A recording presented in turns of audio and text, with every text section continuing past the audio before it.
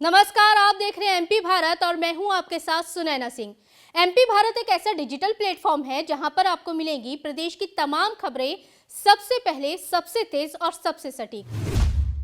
प्रदेश में कोरोना काल के बीच जोड़ा और सरकार के बीच विवाद गहराता जा रहा है। दोनों इस बार आर पार की लड़ाई के मूड में हैं। हाईकोर्ट के आदेश के बाद सरकार और मेडिकल यूनिवर्सिटी की सख्त कार्रवाई की, फिर भी जोड़ा मांगों पर अड़ा है। सरकार का कहना है कि वो बात करने को तैयार है, बशर्ते पहले हड़ताल खत्म हो। लेकिन जोड़ा लिखित आश्वासन की मांग कर रहे हैं, जिसके लिए सरकार तैयार नहीं। आपको बता दें कि सरकार के निर्देश पर हो रही कार्रवाई के विरोध में अब देश भर के डॉक्टर एसोसिएशन आ गए हैं और ये सभी सरकार को जोड़ा की मांगों का हल निकालने की अपील कर रहे हैं। खबर रायसेन जिले की बाड़ी तहसील से, जहां सामुदायिक स्वास्थ्य केंद्र के डॉक्टर ने अस्पताल में ही काम करने वाली युवती के साथ रेप किया और यह आरोप युवती के परिजनों ने लगाया। परिवार वालों के मुताबिक एक हफ्ते पहले युवती के बीमार पड़ने पर उसे अस्पताल में भर्ती कराया गया, जिसके बाद उसे भोपाल रेफर किया गया। युवती के पिता के मुताबिक लड़की गर्भवती थी। फिलहाल पुलिस ने परिवार का बयान दर्ज करके जांच शुरू कर दी है। वहीं परिजनों की मांग पर युवती का पोस्टमार्टम भी कराया गया। गृह मंत्री डॉक्टर नरोत्तम मिश्रा प्रदेश के 2 दिवसीय दौरे पर हैं, जहां वो पहले दिन दतिया पहुंचे, आम जन की समस्याएं सुनी। इसके बाद गृह मंत्री ने कोतवाली और पुलिस लाइन पहुंच करके अपने हाथों से वृक्षारोपण कर विश्व पर्यावरण दिवस की लोगों को शुभकामनाएं दी। इसी दौरान कोतवाली में गृह मंत्री डॉक्टर नरोत्तम मिश्रा ने आरक्षकों को प्रधान आरक्षक के पद से भी नवाजा। इस मौके पर जिले के डीएम, एसपी के साथ बीजेपी के कई नेता मौजूद रहे।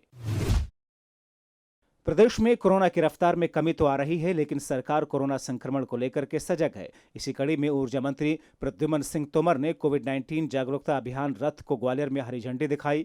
इससे बाजारों और सब्जी मंडी में दुकानदारों और ग्राहकों से मास्क लगाने की अपील की गई। इतना ही नहीं, ऊर्जा मंत्री ने सब्जी विक्रेता के पैर छूकर मास्क लगाने और सोशल डिस्टेंसिंग का पालन करने की अपील की। मत है कि हम सब लोग सुरक्षित रहें, हम लोग स्वस्थ रहें,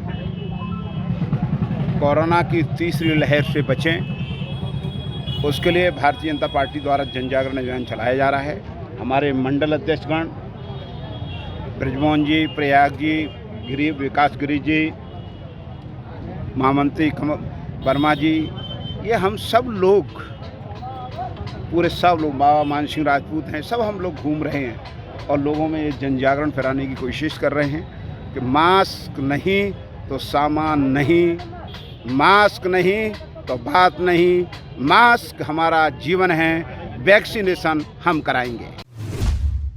बैतूल पुलिस ने एक लूट की वारदात के बाद नकली और लो क्वालिटी के हीरे बेचने वाले गिरोह को गिरफ्तार किया है, जिसमें 2 नाबालिग भी शामिल हैं। इस मामले में आरोपियों ने छिंदवाड़ा के एक व्यापारी को पहले ठगने की कोशिश की, लेकिन जब बात नहीं बनी तो उसे लूट लिया।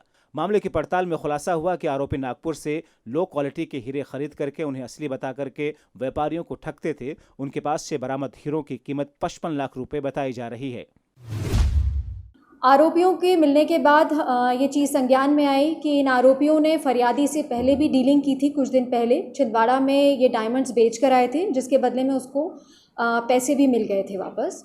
और इसमें ये भी एक एंगल आया है, जब सर्चिंग की गई इन आरोपियों के घर में तो कुछ कैप्सूल्स, खाली कैप्सूल्स भी मिले हम लोगों को, कैप्सूल्स के रैपर भी मिले। तो इनसे ये पूछताछ में मालूम चला कि एक जगह से दूसरी जगह ले जाने के लिए ये कैप्सूल का प्रयोग करते थे।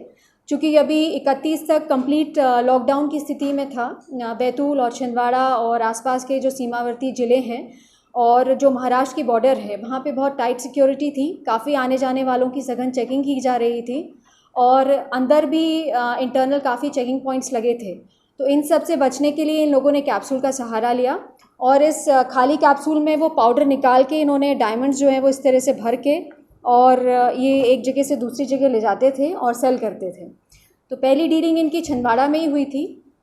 उसके बाद 31 तारीख को ये फरियादी यहाँ पर आया और 5 डायमंड्स इनसे ख़रीदे और फिर ये बात हुई कि मैं 5 और ख़रीदना चाहता हूँ, तो कुछ देर बाद मुझे 5 डायमंड और उपलब्ध करा दीजिए। तो इन आरोपियों ने कुछ समय मांगा और उसके बाद ये 3 साढ़े 3 के लगभग जो हैं वो दोबारा मिलने के लिए आए। तब इन्होंने जो है वो बहुत लो क्वालिटी डायमंड्स इनको दिए व्यापारी को। शिवपुरी के न्यू ब्लॉक में एक ऐसी बच्ची रहती है जो आंखों पर पट्टी बांध करके पेपर पढ़ लेती है। सिर्फ किताबों में ही नहीं, बच्ची को कुछ भी लिखा हुआ सिर्फ हाथों में दे दिया जाए तो उसे टटोल कर पढ़ लेती है, जैसे उसे सब कुछ दिख रहा है। इस बच्ची ने इस कला के लिए 3 महीने की ट्रेनिंग ली। बच्ची किसी चीज को छू करके उसकी गंध भी ले लेती है। आपको बता दें कि इस कला को मिड ब्रेन एक्टिविटी कहा जाता है, जो शिक्षा में बच्चों के लिए बहुत काम की है और एक बार वो कुछ याद कर लें तो फिर उसे कभी नहीं भूलते। जो भी चीज़ होती है वो थर्ड आई पे, यहाँ पे थर्ड आई रहती है, तो वो उसके सामने विजुअल हो जाता है।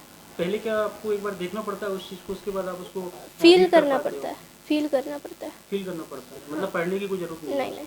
तो आपने एक वीडियो सामने आया जिसमें स्कूटी चलाई है आंखों पर पट्टी बांध के पूरे मार्केट में, तो वो कैसे किया आपने? डर नहीं लगा आपको? डर नहीं लगा क्योंकि वो नॉर्मल चीज़ है। फिलहाल इस बुलेटिन में इतना ही। एमपी की तमाम खबरों को जानने के लिए हमारे चैनल को लाइक, सब्सक्राइब और शेयर करें। नमस्कार।